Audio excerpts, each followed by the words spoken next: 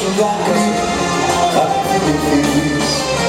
Κάτω δεν θα δεις τι ήμουν για σένα, με μάτια κλαμμένα θα έρθεις να με βρεις.